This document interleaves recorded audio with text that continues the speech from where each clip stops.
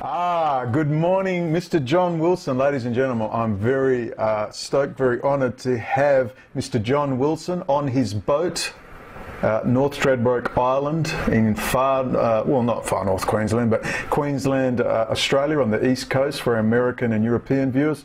And John is the Assistant National Secretary of the Pirate Party of Australia. Ladies and gentlemen, this is real politics, 3D world stuff. Certain issues are going to be raised in the 3D world, and John is a high-level member of the Pirate Party in Australia. The Pirate Party, of course, is worldwide. Started in Sweden. These people are not WikiLeaks or not Julian Assange, but that's the sort of crew, the geeks, the IT guys and girls. These are the new rulers of the world for now, until the robots come, and John is deeply now embedded with this group and is bringing his extreme wealth of experience in political matters, high-level trade union. I'm going to let John talk. Really, John's going to be doing the talking now, but it's very exciting. He's highly connected, and finally this obscure subculture is going to get mainstream. Come hook or by crook, it's going to go mainstream. There's so much happening, there's so much to talk about. Let's get to know John Wilson. He's a character of characters. He lives a life of adventure. His whole life has been adventurous. John, I'm going to hand it over to you. Welcome and thank you. I'm so pleased to be talking with you.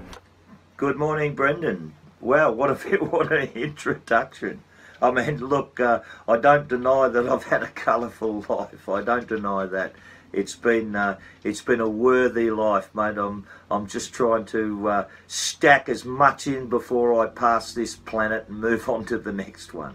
But good morning to you, and thanks for that intro. Very kind. Now, you're currently on your boat. You've been enduring 3 or 4 days of huge swells, sharks. Yeah. And, you haven't even been able to get to shore for how many days now?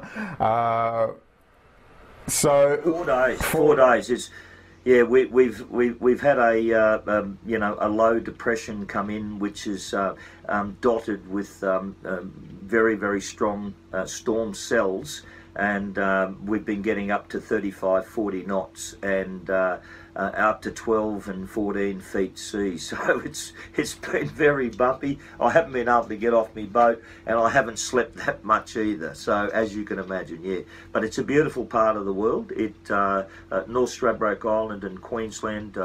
You know, it's way down the bottom of the Great Barrier Reef, and it's a beautiful part of the world. But as usual, it can be tricky out on the sea. So you've got to have your wits about you.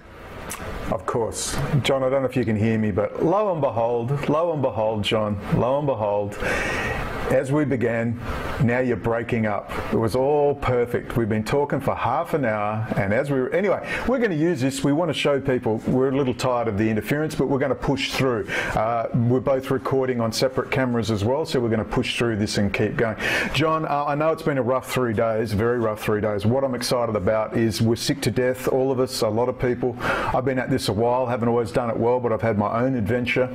We're now moving into the 3D world. No more internet. The internet is a tool. It's got to go from 90% internet to 30, and we've got to get this into the 3D political world. John, please give us your history and show us your hands-on direct experience, the relationships you've built up over the years, and how you are going to bring a real edge to the Pirate Party. Well, look, Brendan, you know, I was born, bred, baptised in Australia. I'm one of 10 children. My father is a waterside worker, a wharfie.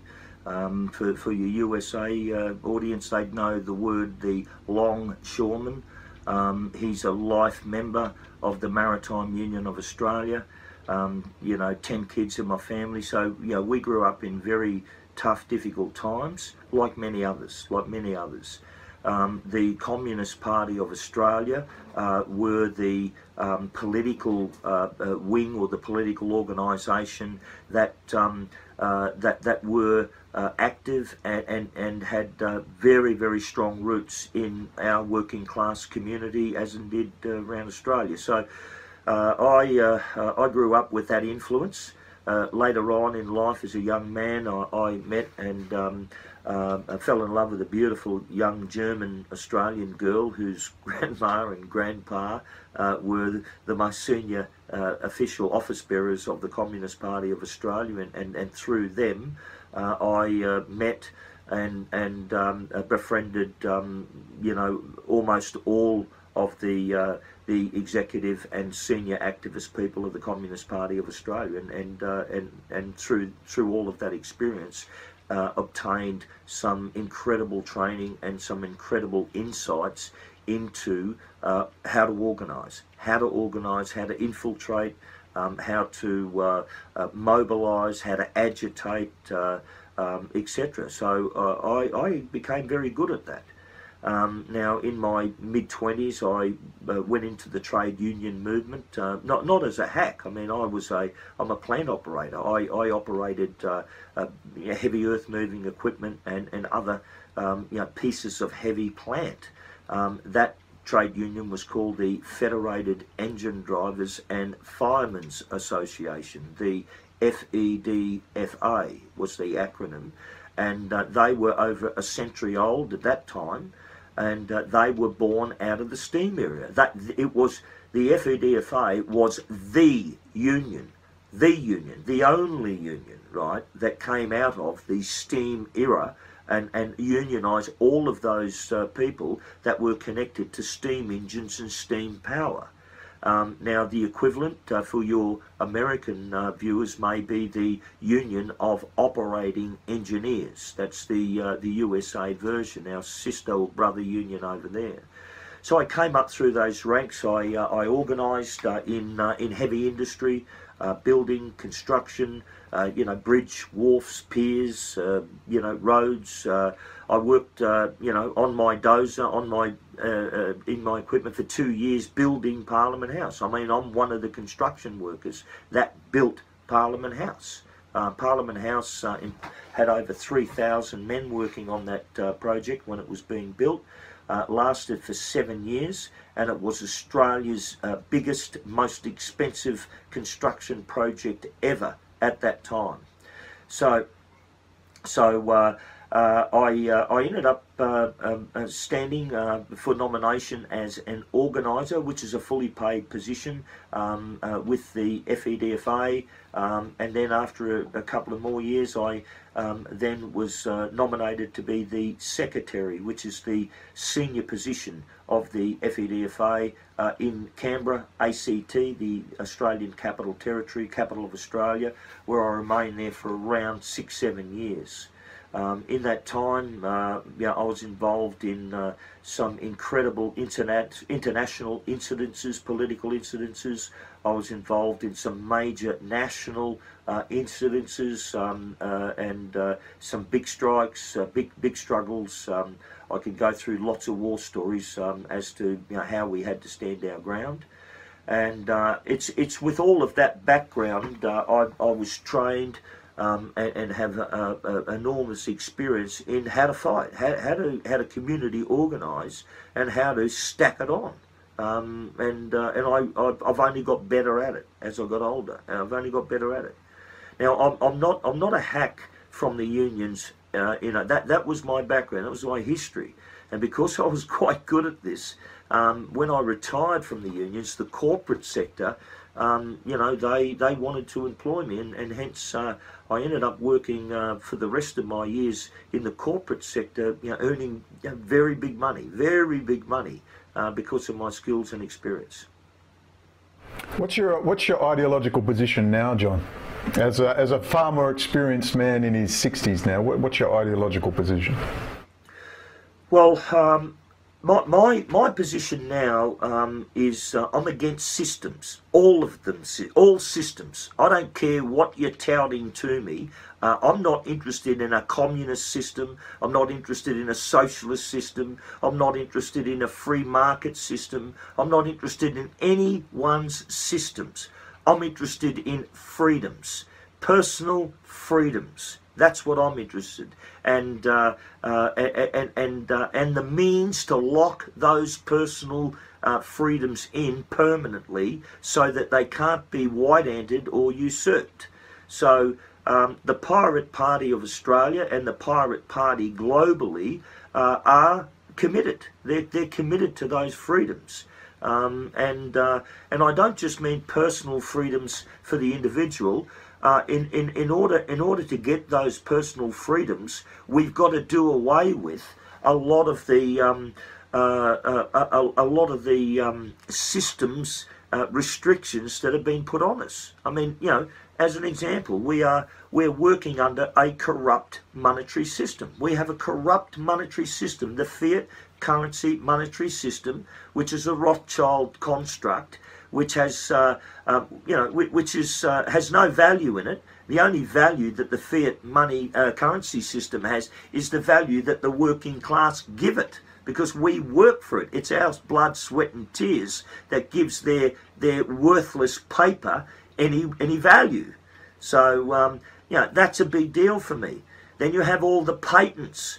I mean, all the innovations that are being suppressed. They're owned by just that 1%, and they deny the rest of the world the opportunity to innovate and build off it.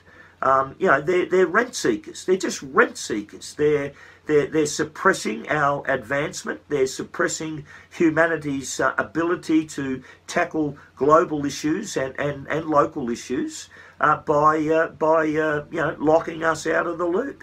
So freedom is what I stand for. Initially, personal freedom, personal rights, the freedom to religion, the freedom for speech, the freedom, to carry a gun and to be armed. I mean, all of those freedoms is what I'm committed to. All right, could I just read to you the Pirate Party Manifesto?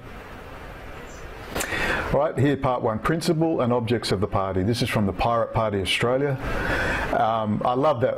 Just loved what you said there, St. John. Perfect. Look, the Pirate Party Australia strives to protect and expand civil and digital liberties, social equality and freedom of culture. We seek to safeguard the inalienable rights of all natural persons of Australia and the freedom of the emergent global information society.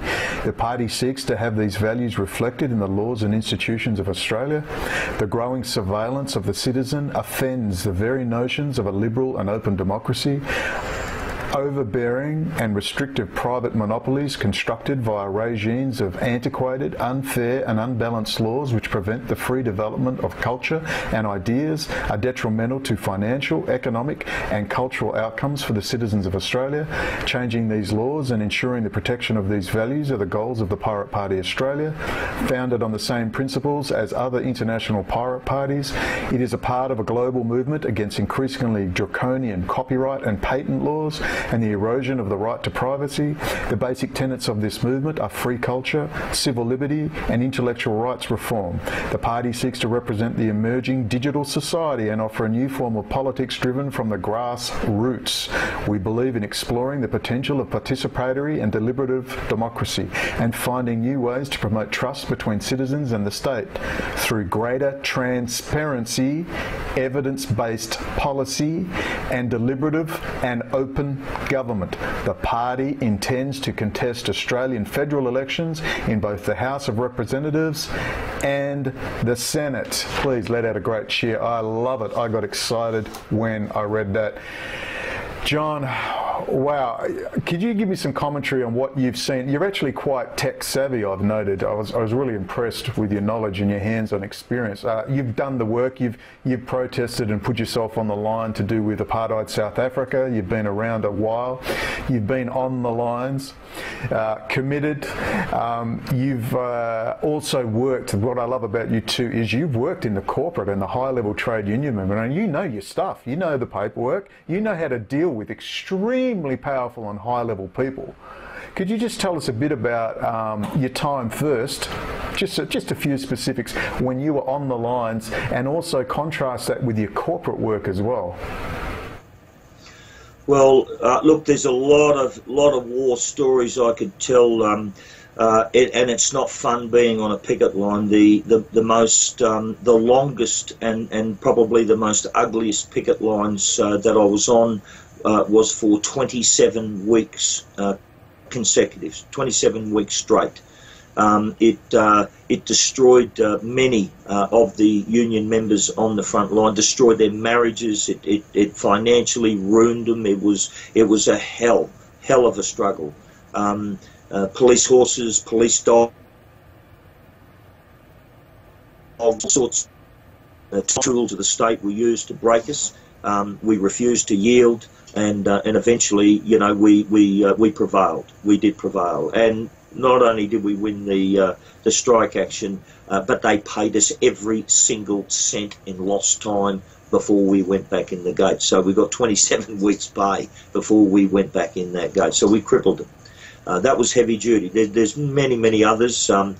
Look, the international ones were the ones that got very tricky. The South African embassy, we had a picket line, protest line on there for several years. And every time, you know, we had skeleton staff there most of the time, but every time there was an incident where South African security forces would murder, you know, black South Africans, we would go there in numbers and in force.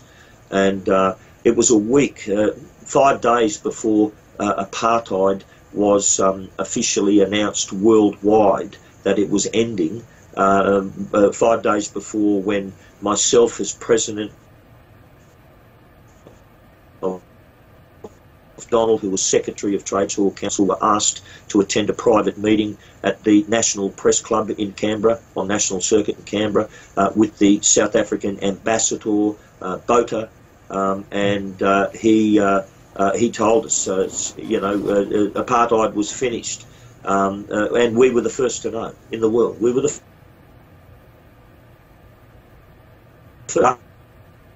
be released, and he said it will be released in about 5 days' time. It'll start to go all around the world. He said, but you're being told right now. I'm telling you now.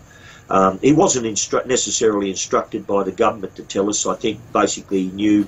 He was told that apartheid was being scrapped, and he made it a time. He initially invited us inside the embassy to tell us that, but I refused to go because inside the embassy, effectively, you're on South African land. So I said to him, no, we'll meet down at the National Press Club. So, you know, those experiences were surreal. You've got to understand, I'm just a working class lad at that stage. I was 27 years of age. I mean, you know, I'm nearly 60 now. I was 27 years of age, getting involved in some pretty heavy-duty international, you know, political machinations. East Timor, the liberation of East Timor was another. We had some colossal fights at the Indonesian embassy over what they were doing in East Timor, how they were, you know, gunning young people down or people down while they were attending funerals in Siskai and stuff of that nature. That got very ugly as well. You know, I've had to fight, you know, my own foreign minister, my own you know, Prime Minister. I've had to take them on because I was told by Gareth Evans when we were taking to East Timor on that he was going to have the federal police en masse come down and take us out. And I said, well, not a problem, Gareth. Not a problem. This is in his office in Parliament House. I said, not a problem, Gareth. I said, you ain't dealing with little black fellas from East Timor here, mate. You send your wallopers down. We're waiting for them. We're all waiting for them. We've all got motorcycle helmets. We're all armed. We're all tooled up. We're waiting for you. Needless to say that Gareth backed down. He backed down when he knew that if he sent the wallopers in there to take us out, it was more likely the wallopers themselves would be taken out. We had 3,500, 4,000 people down there waiting for him, and they were all heavy-duty lads. So, you know, we've you know, I've been through all of this very heavy-duty, very ugly political stuff, but you know, you've got to do it sometimes. On that point, John, Gareth Evans, one step short of Paul Keating. Paul Keating, of course, the working class Labor man with $1,000 Armani suits and a French antique clock collection. Gareth Evans, another limo driving leftist, another latte sipping leftist part-timer, gunning for the UN. Oh no, it wasn't involved, mate. We were on the front end, right at the front end. We weren't just involved. I mean, all of the East Timor activist. I mean, I was president of the Trades Hall Council. It was my brief, along with Charles McDonald, who's now passed away, and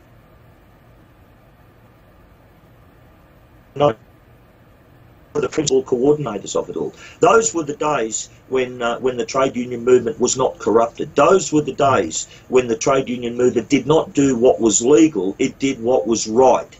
And with total disregard to the law, total disregard to the political interference, total disregard to all the religious interference. We did what was right. And what was right got ugly. It got ugly. And we knew it was going to get ugly. We didn't back off, and we prevailed. And to this day, the East Timorese people are very grateful. You know, we're still, look, I'll go further. Bernard Collaery, who recently has been tapped and spied on and now charged. He's a lawyer. Bernard Collaery was in the ACT government at the time. He was a member of the chamber in the local ACT government. Now, he is now representing East Timor in the spying episode where Australia's spy agency resources were used to spy on the East Timorese in a commercial transaction, not a national security transaction, a commercial transaction over the Sunrise LNG gas fields that are up north of Australia and south of East Timor. Now, Bernard Collaery and I initially had no political connection. I mean, we knew each other and that. But as Bernard got out of politics and started using his legal training to take up such great causes, I come to respect him greatly. These were the people that I interacted with. These were the people that we mobilised and worked with, all in these. You know, the trade union movement were men of honour. They were men of honour. They had standards. They had values, and you crossed the sand with that, then it was all bets were off. And they only knew one way how to deal with it, and that was, you know, by the knuckle. You came in and you offended their standards. You had some guy with a big beard, a big flannelette shirt, who'd come in and give you a big straight right. See you later, baby. Good night. It's illegal now, John, and you might offend someone as well. So. Yeah, well, I mean, I'm absolutely heartbroken at the garbage and the filth that's now hijacked the trade. Go for it, John. Tear them apart. Tear them apart right now. Yeah, I'm just heartbroken at the garbage and the political filth that's hijacked our movement now. I'm heartbroken that the Australian left have allowed these scumbags in to run the agenda, and what an agenda! I mean, fair bloody dinkum. I mean, who the hell wants to start pushing the transgender issue in place of workplace safety and better wages and better working conditions? But that's what's taking place. Safe spaces at school, transgender rights, gay marriage, all sorts of other, and I'm sure there's a place for this. I'm sure somewhere in some little corner of the planet there's a place for this stuff, right? There's no problems. But it ain't on the front end of the working class struggle. And that's not what the working class struggle's about. You know, we've been hijacked. We've been hijacked. The left's been hijacked. We've allowed these clowns in. And now I don't know whose payroll they're on, but I suspect George Soros is actually 2 or 3 steps behind them, paying for all of this. And I urge the people of Australia, be careful who you're listening to advice of, because ask who's paying their salaries in the background, and you'll soon see who's pushing the agenda. And I'd say the same thing when it comes to science. All of our science has been corrupted. I say the same thing with history. Our history is being corrupted, deliberately so. We're being misinformed, all sorts of revisionist stuff going on. So, look, we're under siege here. And the only thing we have is each other. The only thing we have is each other. Organised labour is the proletariat, the working class, is the most powerful force on this planet. Bar none. And that includes, John, that includes the scientists, it includes the geeks, it includes the innovators. That's the working class. It's not just the guy in the flannelette shirt or the helmet, safety hat. No, the 21st century working class don't walk around with the hard hats on. I mean, you know, you've got to bring it into a 21st century setting. I mean, the means of production now are computers and robotics and you know, artificial intelligence. That's the means of production. Who sits behind those means of production? It is not a guy in a hard hat and a flannelette shirt. It's not. That was my generation. My generation back then, that was our generation. It's not now. We now have a new set of working class, a new proletariat. And they're young 30-year-old lads and lasses wearing glasses and dust coats, you know. Now, they're the people that we need. They're the people that need us. They need us and we need them. It's a marriage made in heaven. We'll provide the muscle, they provide the brains. These kids know the future. We need to tap their expertise. They need us because we provide them muscle. It's the proletariat. It's the working class that do that. And that's what I'm trying to do with the Pirate Party. The Pirate Party, you know, some of the finest young people, they're uncorrupted. They haven't been corrupted yet. They haven't had their humanity kicked out of them yet.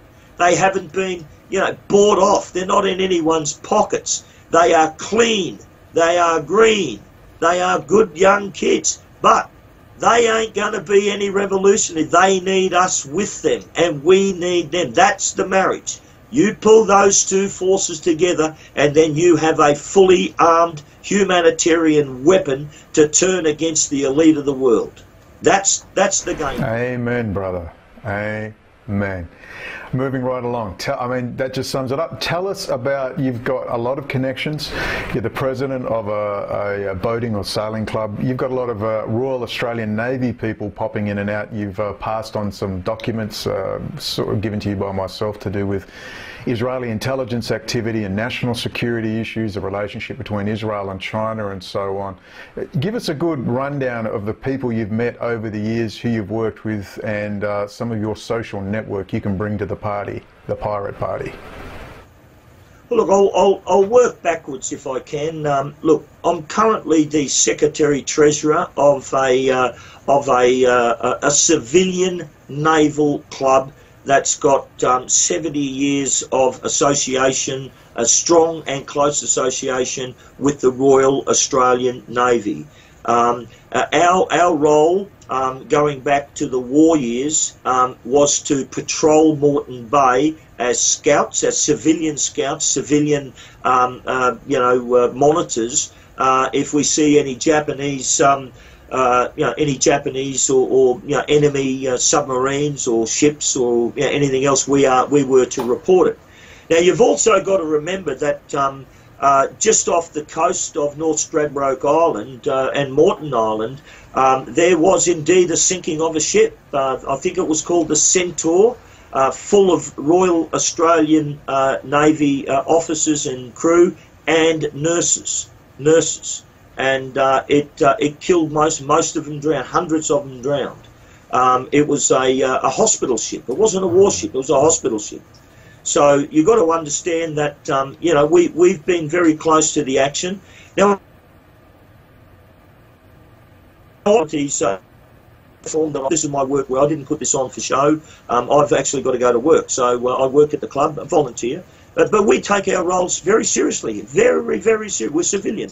At the patron of our club is a commander from the HMAS, and he's our patron of our club. And prior to him, we've had some very big patrons of our club. We interact often and with respect with the Royal Australian Navy. They come to our club. We go to their officers' messes, and we interact. We're part of that crew. So but working backwards, I mean, prior to me retiring, I mean, I was a corporate executive. I worked for Chicago Bridge and Iron, one of the world's biggest gas LNG tank builders, nuclear reactor builders, oil refinery and plastic plant builders on the planet. They have 50-odd thousand employees. I was a senior executive with them. Working backwards with Transfields, I was a senior executive, industrial relations with for the Belgiorno Nettis family. Transfield, Italian, Aussie-Italian family. They employed probably 20,000 employees at the time in Australia. They built all the big, all the big landmarks. They built the Sydney Harbour Tunnel. They built all sorts of big projects around Australia. And before that, many other corporate roles. So, I've started way back here. Humble beginnings. I come off the tools. I'm a plant operator, construction worker. I went into the trade union movement. I've reached the upper echelons in the trade union movement. I've done everything I could inside of that frame. I've then gone from there into the corporate world. I've worked a full career, 20-odd years in the corporate sector, and have distinguished myself in the work that I've done there. I then have retired, and I'm now working on a full-time voluntary basis with a civilian naval club. I've got a very diverse, rounded background. I've been a member of a political party, the Australian Labor Party, during all those years, and I've trashed them. I've just dumped them. They are just, they are some of the root causes of some of the political garbage that's running the left. And it is an embarrassment. The working people of this country have got no representation, none. In fact, most of the citizens haven't got any The only people that are being represented in Australia at the moment are the upper echelons. They're doing fabulously well. Everyone else is copping it up the dinger. Yeah, I remember Boris Verevsky, the old Russian oligarch, and who initially raised Yeltsin up and Putin before he overreached himself and was tossed out and replaced with another Russian Jewish oligarch. I remember him saying that they were setting up the two-party system in Russia, and they would make it a social democratic liberal and a hardcore conservative, and they would just have fights on completely irrelevant, vicious subjects. But it would be vicious fights, and it would give the impression of a very vibrant and happening democracy. But it was all fake, and we see this with Donald Trump.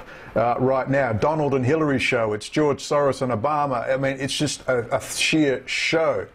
Now, so with this sort of method being run today in America, this wonderful Donald and Hillary show, give us your views on one of your favourite, because of his performance, Steve Bannon, and his clear use, because Dr. Steve Pieczenik, a former psychological warfare operations officer, a deputy secretary of state to Henry Kissinger, Cyrus Vance, James Baker, a man who overthrows governments for a living, bragged about putting Putin in and threatened Putin if he mucked around he'd be in trouble, and Steve Bannon, both Hollywood script writers, both Hollywood producers. They're clearly running this script between the Hillary and Donald show, and they really, like you said, you were amazed at Steve Bannon's beautiful use of Dr. Saul Alinsky rules for radicals, which you saw happening in Russia under Vladikov-Surkov, who is the Roger Stone, Steve Bannon of Vladimir Putin, and they were making fake opposition groups and then completely messing with people's heads, and you see that applied in the United States. Tell us, because you are pretty much a full bottle on Dr. Saul Alinsky rules for radicals. Take it away, because you were really amazed at its use. It was perfect use in the Trump campaign. Yeah, well, look, in the lead up to the election over the last 4 years, I've been watching President Barack Obama and Hillary Clinton. I've been watching them use rules for radical tactics. It was so obvious to me. Once you've been trained and once you're skilled and trained with the Communist Party manifesto, once you have been skilled and trained in all community organising vis-a-vis Dr. Alinsky's teachings, you pick up the language straight away when you hear it. You pick up the technique straight away. You know you're being played. You can see it being rolled out. Now, I saw this with Hillary and with Barack Obama, how they were centralising power, how they were chopping and dicing, and how they were playing groups off against each other. And one of the big groups, of course, that were very, very badly, the cards they were dealt and how they were played off against each other was the Afro-Americans in particular. They really got a raw deal off the Clintons and the Obamas. But I saw all this stuff rolling out. Then along came the Republican primaries and a guy called Donald Trump. I didn't know Trumpy from a bar of soap. I mean, he was just a TV figure. I mean, I never watched any of his bullshit TV. I never had, The Apprentice. I mean, who watches that garbage? Anyway, when he came on, it just blew me away. I could see Donald Trump chopping and dicing all of the other candidates and using all of the tactics of Saul Alinsky. He was good at it. He was good at it. He wasn't just mucking around with it. He was executing it with a very, very high degree of skill. And I thought, look, Donald Trump doesn't know. This is not coming from Donald Trump. Who's behind this? And that's when I started to get some insights as to his backup team, and in one particular guy, Steve Bannon. And I thought, wow, this is Bannon's play. Bannon has out-Alinsky'd, if you like, the left. He's used it and he's out-snookered him. And the tactics, I mean, and look, they've been playing with the DNC, the Democratic National Party. They've been playing with their heads ever since, and they're losing it. Have a look at the DNC now. They are totally and utterly dysfunctional. They're falling apart. They're off their heads. They don't know what they're doing. I mean, you talk about, shooting up meth and going on a lunatic fringe. Go and look at the DNC executive. That's what they appear to me. I can't believe it. So here you have a movie producer, Steve Bannon, and yes, he's got a naval background. Thank you, Steve. We love the Navy. But he's taken a script, a political script out of Dr. Alinsky. He's sharpened it and shaped it and applied it through Trump, and he's out-snookered him, mate. He's absolutely out-snookered him. With Steve Bannon, he knows to defeat. It's not just you've got to out-organise them, but intellectually, you've got to conquer them. He understands that. It's like when you conquer a philosophy, you've got to have a superior philosophy to conquer, because you're not killing a person, you're trying to kill an idea. That's what you're trying to kill. And it's the idea that gives the fuel, that gives rise to everything else. So you've got to kill the idea. And that's what Bannon is now doing right now all around now Europe. And he's coming to Australia later on this year. And I'll be there. I will be. When he comes to Australia, I will be there. Now, Bannon, again, whether you like him, whether you dislike him, whether you agree or disagree, doesn't matter. This man is he's on the ball. He's sharp. Very, very sharp.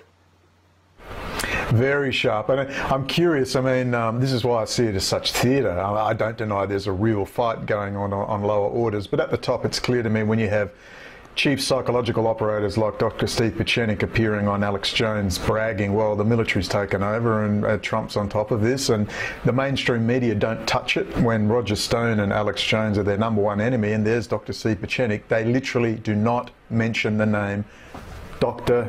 Steve Pieczenik. And if you don't know who he is, the man is the master psychological warfare operator who overthrows governments on the weekends in between his wife fixing his computer for him. He's not a very good video editor. But the point is, I see these things. So if you've got a huge war going on, Alex Jones is number one enemy, which is absolute garbage. It's total psyop. He's being crossed and promoted by these people. That's fine. But one of the things I find is what they don't say. They don't mention Pieczenik. They never mention the fact that Stephen Bannon's favourite philosophical writer is Julius Evola, who writes about sacred tradition, which I quite enjoy, Julius Evola, and that democracy basically doesn't really work, that there's along the lines of Plato, there's a managerial class, and you know, the Republic, Plato's the Republic, and of course we have Julius Evola was talking that really the best way to run things is a benevolent philosopher king. This was also Adolf Hitler's favourite author, so I've never seen him go after Bannon on that. But anyway, that is the argument. Now, this is why I've said whichever way the rest of the world goes in terms of politics, because I'm in Asia and I see the difference in the Asian temperament. They're much more deferent to authority. It's built on a sort of fascistic family structure, patriarchal, mum and dad, authority figures. They're much more calm, very much more polite people, not as Marlborough Man and out there ready for a fight. You see the difference. I don't know if you just apply democratic principles right now whether that would work, and they don't. They have pretend democracy and autocratic system generally throughout the whole Asian region. But there's only one Marlborough Man.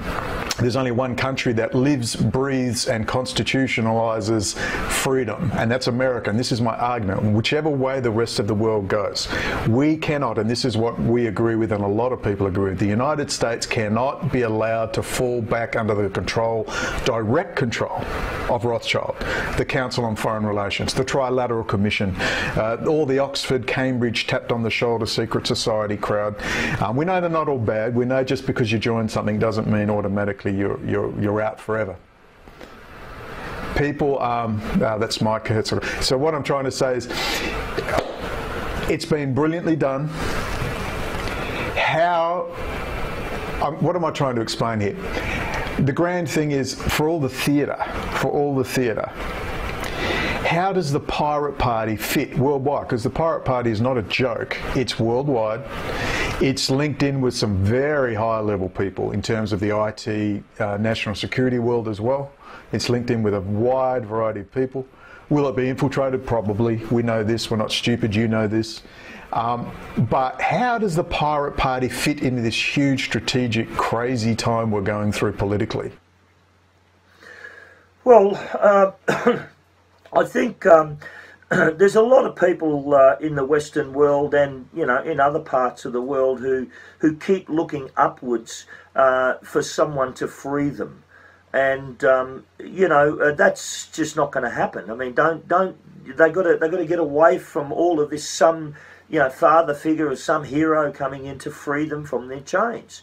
I mean, look, we have to free ourselves. We have to free ourselves. We have to take the chains off ourselves. And the first step in that is freeing your mind. Your mind has to be free. I mean, even if they jail you and chain you, they can't imprison your mind. My Aboriginal friends travel through time dimensions. You can't chain that up. You can't put it in a cell and expect it to stay there. So we've got to free ourselves, and the Pirate Party is full of those freedom fighters who are helping, you know, everyday people to free themselves by introducing, you know, openness, by introducing transparency, by and by giving people good information so that they can make informed decisions. No one is making any informed. There's lots of decisions being made, I'm not denying, but they're not informed decisions. They're not decisions that are being made in their own best interest because they're not getting all the information. There's no transparency, and what's before them, what they have to assess, is theatre. I mean, Frank Zappa said it the best, you know, the political class is the entertainment division for the military-industrial complex, and that is true. It's a goddamn entertainment division. Now, you know, they ain't going to provide our free. We've got to free ourselves here. So the Pirate Party, you know, its job here, its goal, you know, is transparency. It's to give all the information, all the facts, to have a good conversation so that we can then make evidence-based decisions, not some, you know, politically nonsense, you know, and you know, some manufactured or engineered set of circumstances, then giving us all the lies for us to make a decision on. No, we're gonna get this right. We're gonna look for evidence. We're gonna look for transparency. We want openness. And that's the difference the Pirate Party will make. And one of the things I love about the Pirate Party here in Australia, they're all young people, mate. I mean, I am an old warhorse, and I say that I've got scars on me. I carry lots and lots of battle scars. They haven't got any of they haven't been corrupted. They haven't been bought off. They've done nothing to be blackmailed about. They can't be bullied. I mean, you are looking at a genuine, pure political movement here that's motivated by all of the right reasons. All of the right reasons. You know, they're a good bunch of young people, the Pirate Party, and I intend to help them reach their goals. I'm going to give them some mongrel and some muscle. That's my job. That's my job. I can't do what they can do, but they can't deliver what I can deliver. Amen. Love it. Love it. So tell us about one of the things. One of the things you're heavily involved in too through the years is you've got a good knowledge of the financial systems, the cryptocurrency emerging. Of course, that's how we got in touch. You saw some of my videos. I think it was Israel's secret weapon, the Telpiot program, and you realized immediately, my God, if Israel gets hold of the means of production and the means of transaction with the relationship between emerging relationship, which is getting crazy now. Israel is just bragging of its relationship with China now, that it is matching its technology, which it gets out of the United States, with China's capacity. And we see Donald Trump, who's very close with Benjamin Netanyahu, is in fact, in my opinion, a product of Israeli military intelligence and operation.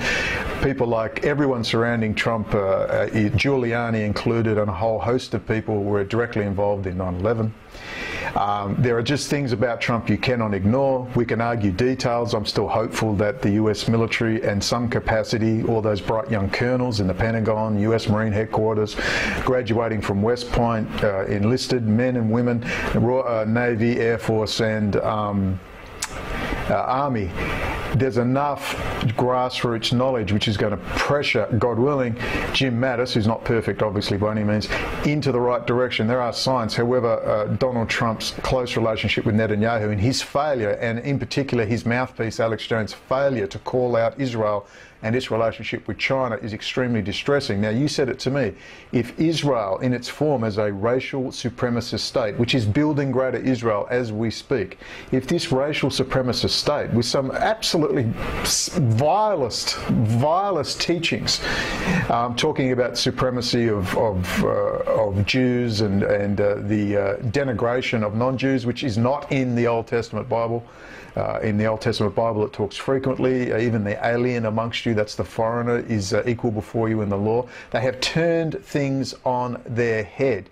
And what we're seeing now is this matching of Israel technology with China capacity. And you said it, if Israel gets hold of the means of production and the transfer of the US high technology sector physically, which is happening now. It happened with the transfer of US heavy industry and manufacturing to Asia under Henry Kissinger, Council on Foreign Relations and other groups. Well, now they're transferring the high technology sector. Where does that leave us? And you said it, you said, Brendan, if this state gets hold of the means of production and the means of transaction, God help us, particularly with this ultra right-wing lunatic, Likudnik, neocon, Bibi Netanyahu crew. Will you please elaborate on that for us? Go. Look, Brendan, look, when it comes to Trump, right, when it comes to Trump, many of my USA friends, mate, the jury's still out on him, right? The jury's still out. I'm not going to argue that point on Trump. I simply don't. My whole training, when it comes to dogma, and again, I go back to Dr. Alinsky, dogma is not, it's not productive. It doesn't get you anywhere, okay? So there are many, and I mean several thousand of my Christian friends, and I'm not talking evangelicals, and I'm not talking Israeli supporters, I'm talking America First friends, who are deeply supportive of President Trump, and so be it. I don't think they've got much left but faith, and it's not my job and it's not my right to take that faith off them. If that's all they have left, faith and guns, then I don't. It's not my right. I can't take that faith off them.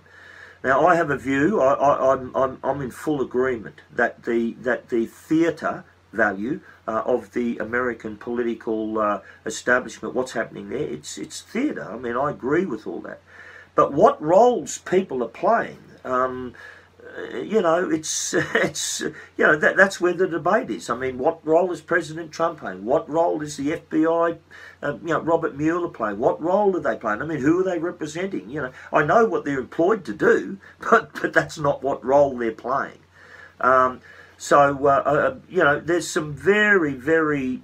It's difficult to track that stuff back on face value. Everything you've said is correct. Everything.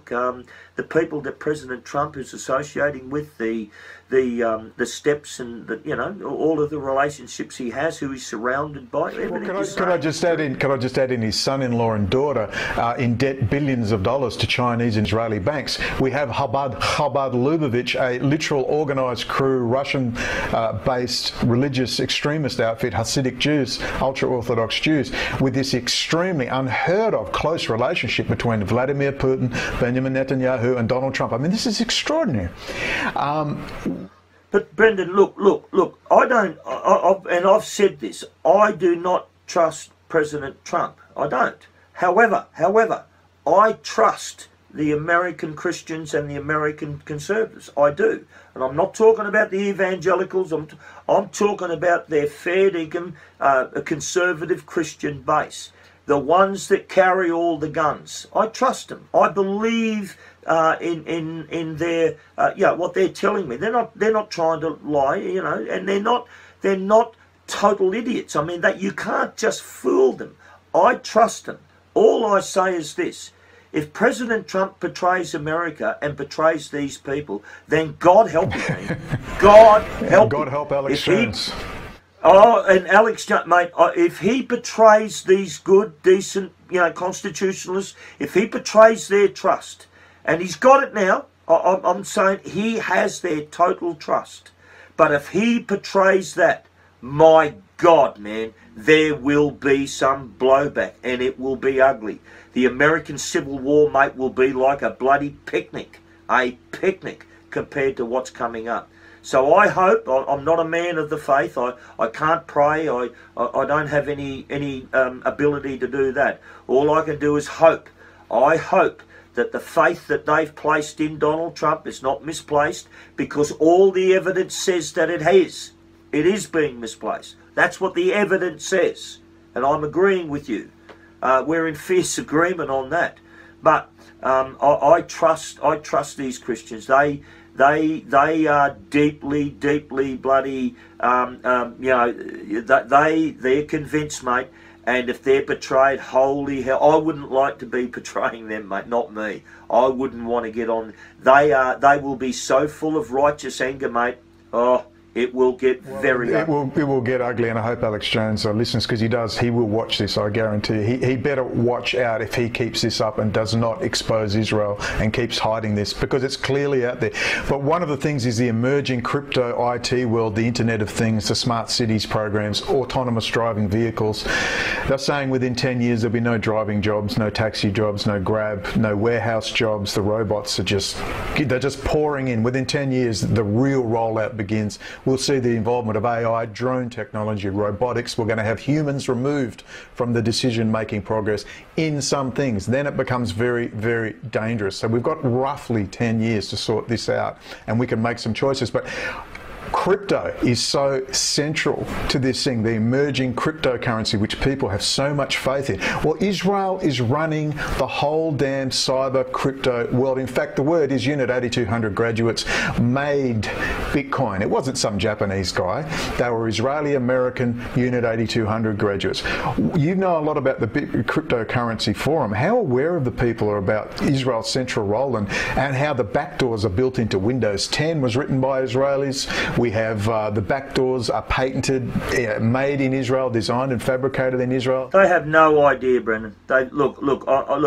the biggest, one of the biggest in the crypto side of things, Jeff Berwick from the Dollar Vigilante. Now, Jeff, on some of his productions upload, have got over 1 million views. Jeff hosts a huge, big gatherings in Acapulco in Mexico, and he gets lots and lots of people there. Now, they have no idea. I can tell you now, mate, they believe that cryptocurrencies are going to set them free from the central banks. They believe that cryptocurrency, you know, is going to wipe out the control, that the means of transaction is going to be taken off the elite. And I'm afraid to tell them that's not the case. That is not the case. You know, even if a cryptocurrency was, and its platform was all done by all good straight people, and it wasn't in control, you've got to store it in your little wallet, your little USB wallet. Okay, it's safe, it's out of the bank, it's not part of the banking system. But as soon as you go to transact that business, as soon as you plug it in and you go and buy something, well, that's it. They own all of that infrastructure. They don't own your USB stick, but they own all. They probably do. Backdoor. Stuxnet. Well, once you plug your USB stick in, if they backdoored your computer and they're recording all your keystrokes and they're watching you through your own video and they're recording your sound, they'll get your passwords. They'll just empty your wallet. That's how this will happen. Well, that's been happening. Look at the billions that have been stolen. Yeah, that's how this will be done. The people in the crypto world, and God bless them, I love them. And I like Jeff Berwick too, man. Jeff Berwick is a good lad, mate. But he's blindsided on this. He is blindsided on this. On that point, at the Acapulco, I noticed David Icke, but Max Egan was there. Now, Max Egan knows about this. We did an interview. He was very happy, talked about Israel, all the emerging technologies. He then went forward and just didn't mention Israel after that. And we had quite a falling out, as I had to boot him up the backside again. But people are informing me, watching stuff. No, he is talking about Israel, Brendon. He even defended you when you were locked up in New Zealand. So I'll give Max that. But I'm hopeful that Max Egan, I didn't catch any clips, but I'm hopeful. I have to follow up what they talked about at Acapulco. But Max Egan is in full knowledge of this material. He's a smart person. He's got to push that. Cynthia McKinney was there. I was meant to go and meet with Cynthia McKinney in Bangladesh. It didn't happen, and then she teamed up with some people, and we tried to get information to her about. She was very pro-BRICS. She's pro-Russia and pro-China to some degree, and we were trying to tell her, look, Cynthia, because she's one of my heroes for a long time, Cynthia McKinney, and she seems caught in the, I don't know recently, but caught in the Putin worship, not understanding seemingly Israel's central role. I will follow that up at the Acapulco conference and see what they did talk about, but that is an avenue. I've got a good friend of mine, Brendon, Kosh Ek, lives in Brisbane. He was there. There. He's going again next year. Well, please year. push that. Please push that, John. Yeah. No, I'm meeting him for lunch soon. In Brisbane to talk about Acapulco. John, as we know, you can do all sorts of things to a man or a woman, but particularly a man, but try and steal his money and see what happens. When the crypto people, who are pretty smart, astute people, see what Israel is designing their software, including Apple and Windows, even Linux is not safe with all the hardware backdoors. Where were they again? Oh, Israel again. Israel. When they work that out, that Israel has a history of targeting the Goy, the non-Jews, and laughing at them, then we're going to see some backlash. And that crypto world, as you've said, is a really important avenue for that. So I'd love to see you get forward with that, absolutely. Well, I may well go to Acapulco, mate. I've got a lot on my plate, but look, Brendon, I'll do the full circle and come back to part 2 when you asked before about the means of transaction and the means of production. Look, when the weaving looms came in and when steam power came in, 150 years thereabout or more, thereabouts, It was a massive disruption. It de-skilled de-skilled all these tradesmen. People were de-skilled. People were unable to practice their third or fourth generation, whether they were a carpenter or whatever they may well be. It was huge, and it enslaved humanity. It gave the power and all of the leverage to the elite 1%, the banksters, the Rothschilds. They captured that.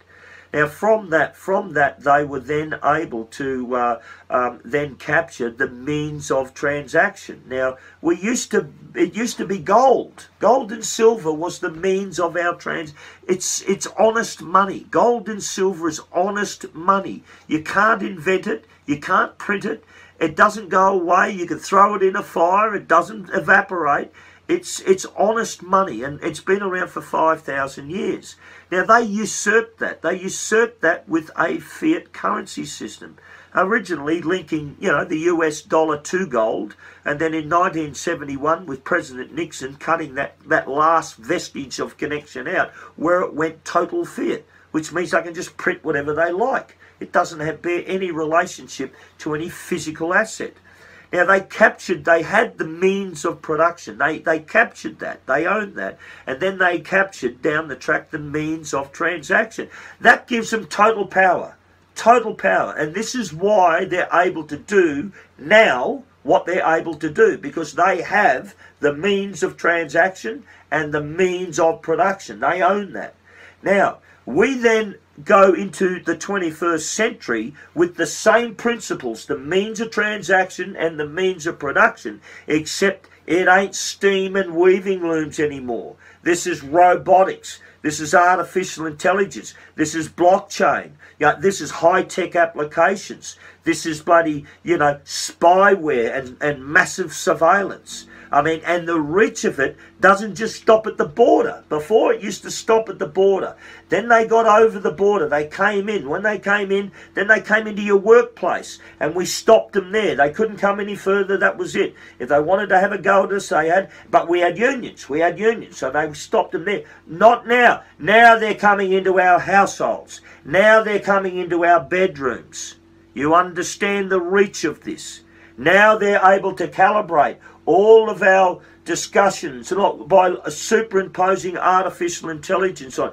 This is truly horrifying. Horrifying. Now, there's two countries on this planet that love to centralise power. First and foremost, it's the communist in China. That political filth in China, which murders its own people, which has no respect for humanity and human rights. The other is Israel, and they're worse. They are worse. So they are the two key, monsters on this planet. I'm not talking about the people of Israel, and I'm not talking about the people of China. I'm talking about their leaderships. They are goddamn evil, these bastards. Their whole game plan here is to centralise power. That's what communists do. That's what it's all aimed for, to centralise power. Now, before, up until now, yes, they had centralised power, but its reach was limited. Not now. Not now. They have centralised power, and its reach comes right into our bedrooms. Now, you can understand into your light bulb. It's into your light bulbs. Down into your local big dam that they can just release a million gallons of water just to flood your village if you step out of line. They can do the same up there at the power station if you piss them off. They can shut your electricity down for a month or so. Send you back to the dark ages. This is truly disturbing. This is truly frightening. The means of production are changed in the 21st century and are so profound, the impact is so profound that it is frightening. Then we go to the means of transaction, which is the cryptocurrency, where they're trying to herd us into that, and the tokenization of everything in the financial world. You won't be buying a share in BHP or a share in Apple. You'll be buying an Apple coin or a BHP coin. This is all scary stuff. And it comes down to this, Brendan. We don't need to fear the technology. We don't. The technology is the salvation of humanity. It's the salvation. What we have to fear, and rightfully so, is who the fuck owns this stuff. Who the fuck is controlling it? And what is their fucking agenda? Because it's anti-humanity. That's what we got to be concerned about. Amen, brother. Can I get an amen from the choir? Yes. But it's once, and word is getting out there, John, finally, and there was obviously a lot of high-level interest in what I was promoting at my trial too, my hate speech trial, my irrational hatred of Jewish people, apparently. When the Israeli ambassador in 2010 came out against me, the Israeli Deputy Foreign Minister, the Australian Foreign Minister Stephen Smith, and the entire political class of Australia, people might now start to realise, as grassroots knowledge of Israel's central role in this emerging world economy, its power structure, its ability to coerce and build an empire and control vassal states with technology, including down to light bulb levels. But I think people fail to understand that this isn't a Luddite backlash in terms of the steam age. The trouble is, with the Luddite back then, it did build a middle class in the end. It was very painful. They think they're going to do the same with the robots, and everyone in Malaysia here thinks they're going to get a job repairing robots. They don't understand in 30 years the robots will be repairing the robots. The robot technology, the materials, not just the electronics and the servos, but the literal plastical materials, the mixing of aluminium with plastics, and the tiny nanotechnology, the tiny machines change everything. In 50 years, robots will do brain surgery. Robots will clean your toilet. Once you understand this, number one, what do? Just loll around all day and become degenerate? Well, quite possibly. These are huge questions, and I believe the Pirate Party, and I'd love to get your opinion right now, the Pirate Party, God willing, is going to ask those big questions, because sure as hell the Labor Party ain't asking it. No, look, the Pirate Party is going to be on the cutting edge of this. This is the destiny of the Pirate Party. This is the destiny. The Pirate Party is the only global organisation. It is certainly the only one in this country, in Australia, but it is the only global political movement that's up for this challenge. It's the only global political movement that's up that understands and understands the context, understands that we need to get some solutions and answers to this. No one else is out doing this.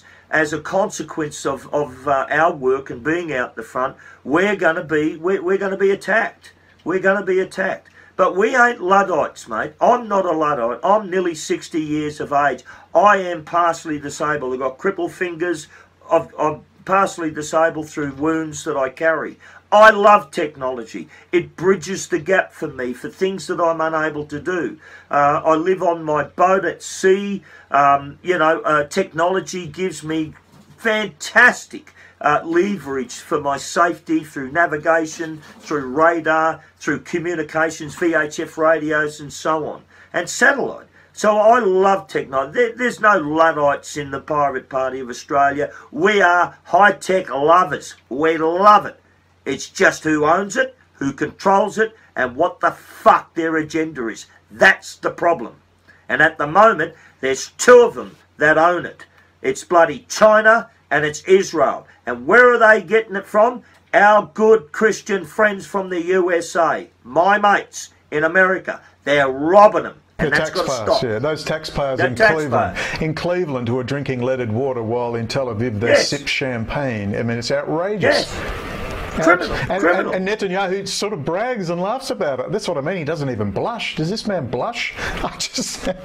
I'm wondering whether I doubt Netanyahu's ever going to make it back to America. I mean, I think he's going to be a bit worried. Him and his security detail are going to have a little meeting with some members of the United States Marine Corps or something. Look. What Netanyahu and some of these others what they've got to remember is this: if they want to centralise power, if they want to start putting all this infrastructure in place to spy on us and backdoor, okay, this is going to be a dual-edged sword, mate. Because if we ever get hold of that, you want to be very, very careful, Benjamin. Very careful, President Z. Because if we ever get that, after you turning it on us, look the fuck out, baby. Watch out. we'll fucking turn it back on you. John, look, it's been great chatting. We could talk for hours, literally. Literally. I want to end this with, look, I want to thank you. We'll talk again, obviously. This is a great intro. You'll be doing a very professional production to introduce yourself with a professional crew over there in Queensland. Please stay safe. Please don't do a Robert Maxwell, for those of you who don't know. All right. Also, I know it's been a hard 3-4 days. You've had hardly any sleep. The camera's on the ground. You've been rolling around in huge swells, worried about sharks. I mean, I didn't mean to laugh at you yesterday when you told me I'm worried about the bloody sharks, tiger sharks, bull sharks, because they did eat a couple of tourists. I remember that happening. It wasn't that long ago. So we had two of our club members here that got hit by a big vessel, and they were on a small recreational vessel. Hit them and put 3 of them in the water, and only one of them survived. The 2 others were ripped to pieces, and in front of the third person's eye. About 4 years ago, just up the road here at Amity Point, a young teenage girl at daybreak was attacked by 3. Yeah, that's the one I remember. So look, I do appreciate your time. I know you're out there very, very busy doing a lot of fantastic work, John. I'm, of course, taking your advice and looking after myself a lot more. Trying not to rant. I try. That's all I can do. I can only try. But things are improving. I want people to understand and understand. This is going to move into the 3D world. They may try to stop it. I'm hopeful that, given the contacts I've had at high levels of government, military and so on, that the military personnel are onto this, especially serving and retired all over the world.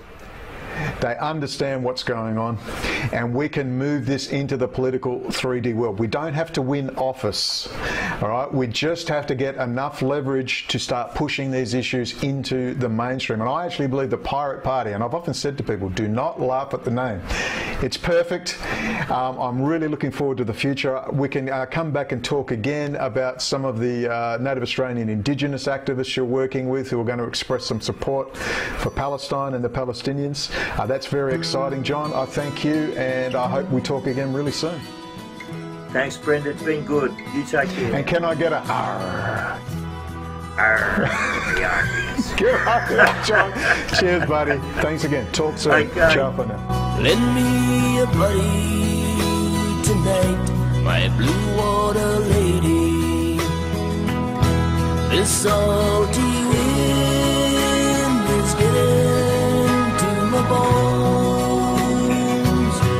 These lugger sails are moving too slowly. For the saltwater cowboy sailing home.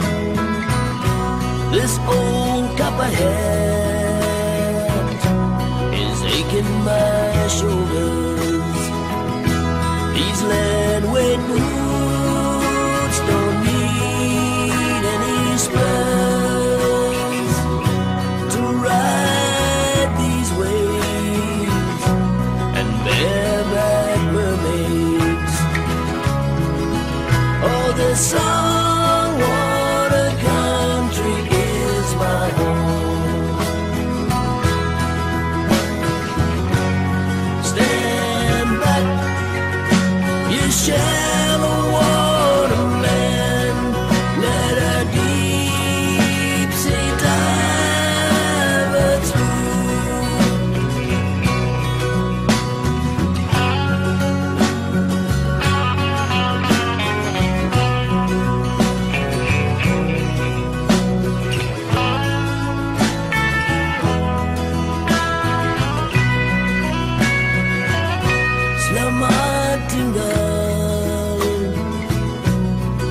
Nagula janu, sayonara, shalom, gadiao. You know these lugger sails are moving too slowly. For the saltwater cowboy sailing home. The sun